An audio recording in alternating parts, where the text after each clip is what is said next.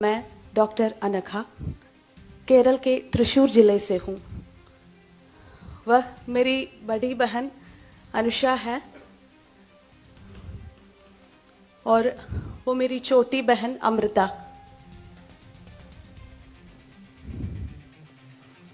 आज हम तीनों आचार्य श्रीमन मनोज जी के शिष्य हैं और आर्ष विद्या समाजम के फुल टाइमर्स भी है।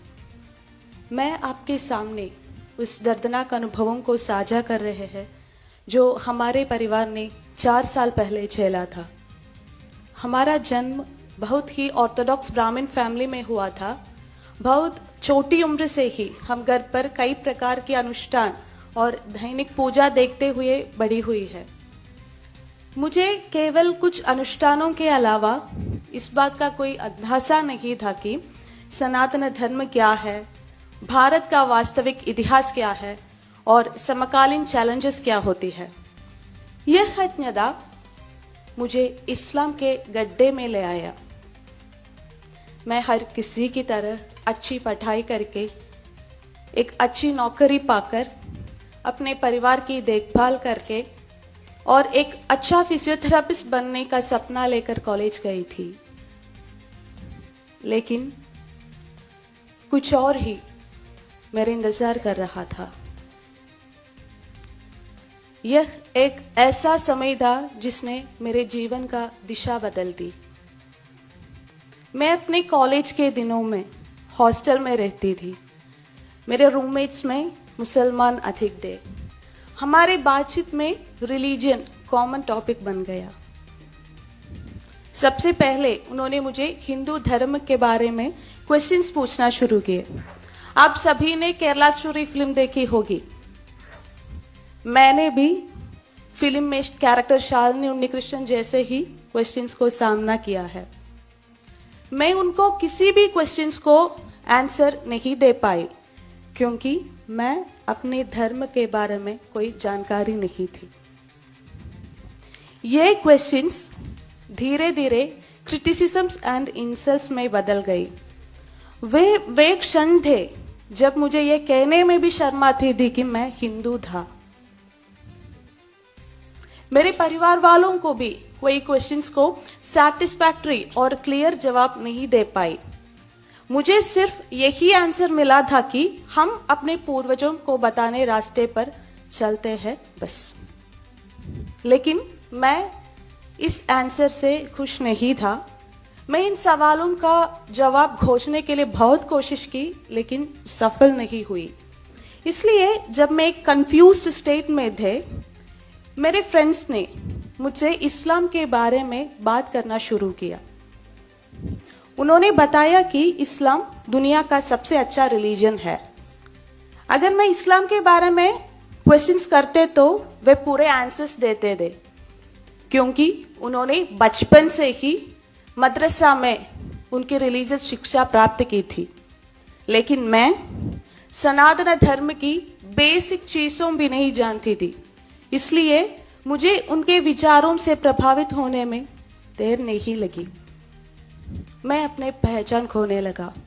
तब तक मैं मानती थी कि सभी ईश्वर एक है और मानने लगा कि अल्लाह ही एकमात्र ईश्वर है। इस्लाम ने सबसे पहले मुझे सिखाया कि बाकी सभी रिलीजियंस के ईश्वर संकल्प और उनके अनुयायी नित्य नरक के अवकाशी है और सभी गैर मुसलमान मेरे लिए काफिर हो गए।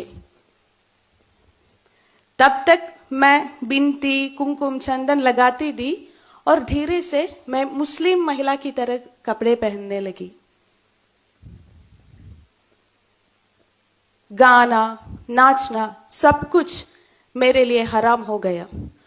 मुझे लगने लगा कि मंदिर जाना और मंत्र का जप करना व्यभिचार जितना ही गलत है। धीरे धीरे से हिंदू धर्म, देवी देवताओं, हिंदू अनुष्ठान, स्वयं हिंदुओं को प्रति नफरत आने लगी। जिनका ये इस्लामिक व्हाट्सएप ग्रुप में मैं मेंबर थे, उन सभी में भारत के खिलाफ नफरत भड़कावा देने वाले मैसेजेस प्रचलित हो रहे थे। उन सारे मैसेजेस का टोन सिर्फ यही था कि भारत एक हिंदू राष्ट्र है और यहां विभिन्न तरीकों से इस्लाम का डोमिनेंस स्थापित किया जाना चाहिए और सभी मुसलमानों को इसमें इसके लिए योजनाएं में भाग लेना चाहिए।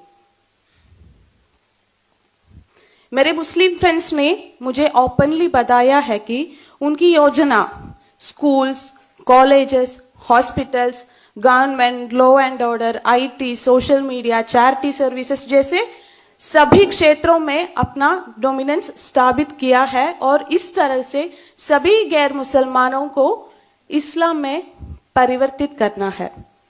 उन्होंने ये भी कहा कि सीएए, एनआरसी आदि भारत के मुसलमानों को नुकसान पहुंचाने के लिए है और इनको डटकर मुकाबला देना चाहिए। क्या आप जानते हैं कि उस समय मैं किससे सबसे नफरत करती थी? कोई और नहीं बल्कि हमारे प्रधानमंत्री श्री नरेंद्र मोदी जी से। मोदी जी की योजना भारत के